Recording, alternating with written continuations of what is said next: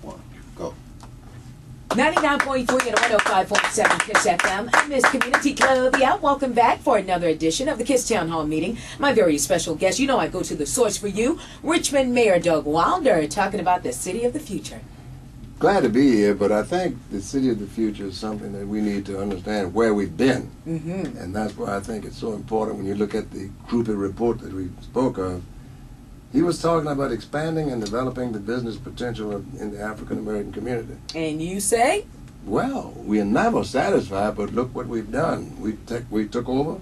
Since we've taken over, we've increased the number of minority prime contractors by 175%, as well as contract work has tripled to $15 million per year. Now, what does that tell you? Where was it before? If we've done that to this point, where was it before? And where were those voices? I didn't need to have Jim Croupier to tell me in that report. I'm glad he recognized that we've done some things. Like he says, bring more businesses into the city. You bring anything bigger than Philip Morris? I mean, where you... West Vaco, $400 million downtown Richmond. Can you imagine somebody 15 years ago when people talked about this being the crime capital of the country? To talk about you're going to locate businesses in downtown. Those two giants have come to locate downtown and providing any numbers of high-paying jobs for those people who qualify, notwithstanding race, color, creed, origin, anything else. Smarts. You've got to be smart enough to do it. Stay in school. Develop the downtown core area. You say? Look what we've done with the Performing Arts Center when people were giving me a fit. Lord, what are you doing? You're cutting it. Yeah, I fixed it so you could have something. And that's why you're going to have the Carpenter Center located. Whenever you're going by and seeing what was done to the old Millard Roads department store with the new Hilton Hotel moving along and coming up. Look at the National Theater, which is being restored, as well as the major renovations at 2nd and Broad Street. People are putting money in there when others had thought, well, no one ever is going to move back to Broad Street. So we're doing that, but we're not just being content with that. We're going to develop the James River.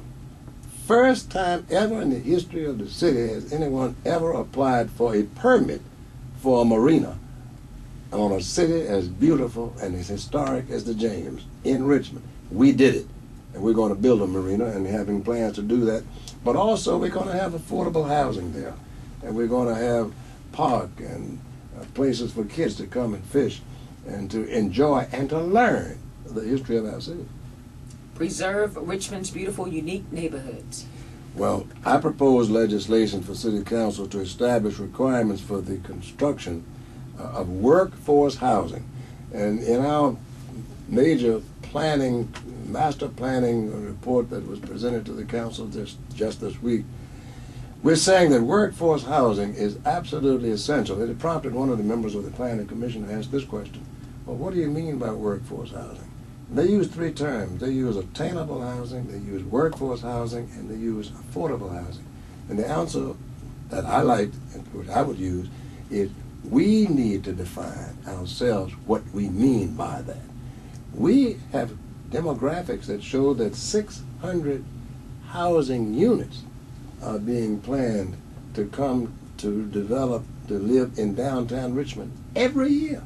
600 housing units, which means that these are people that we have seen that are either baby boomers who are empty nesters, their children are gone, or they are younger people in their 20s who will be wanting to live in the same kinds of areas.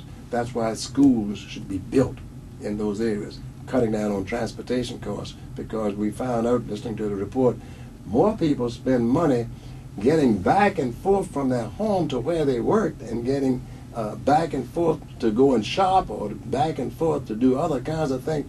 If they lived in areas that provided those resources, we could do it.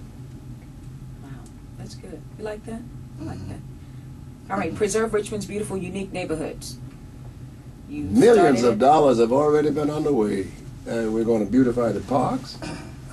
We're going to spend money on sidewalks and spend money on pavements, sewer lines. We've already taken care of the charcoal.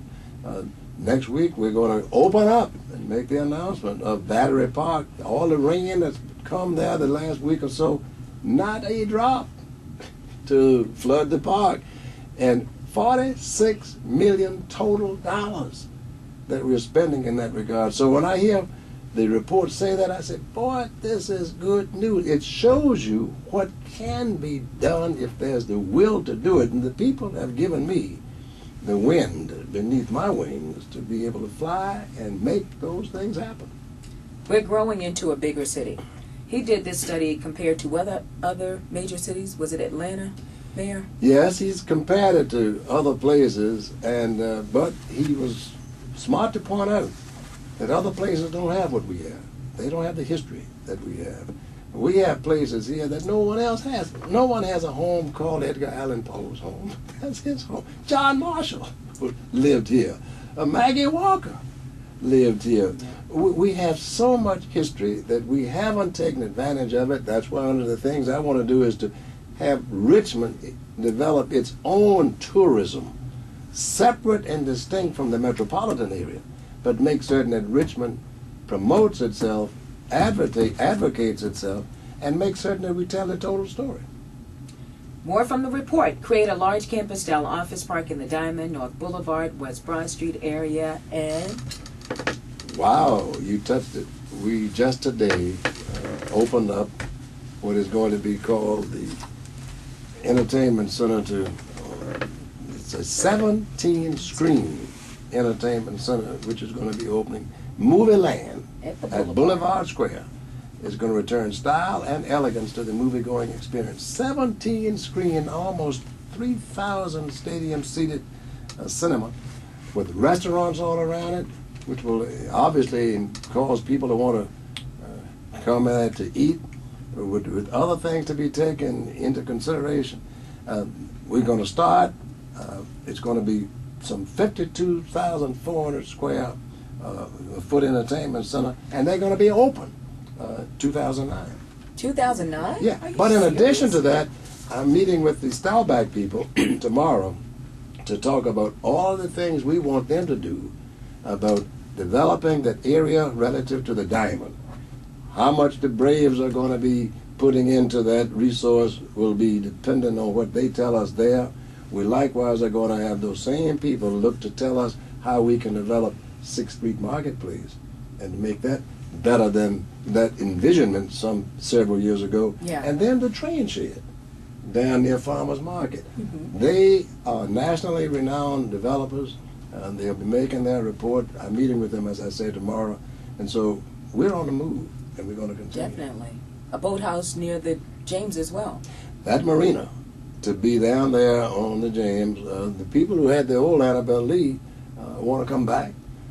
But what we want to do is make certain that when we develop that property, that we develop it not with massive stone structures obstructing the view of everyday citizens. We want everyday people to be able to enjoy that river just as much as anyone else. That's why parkland's going to be there. That's why we're going to have places for kids to come and fish and to encourage them to learn the history of their city right there. That's one of the more historic sites we got in the city. All right. Well, we're giving Richmond a grade today. We're going to take another break. It's Kiss Conversations, and my very special guest is Richmond Mayor Doug Wilder for KISS FM.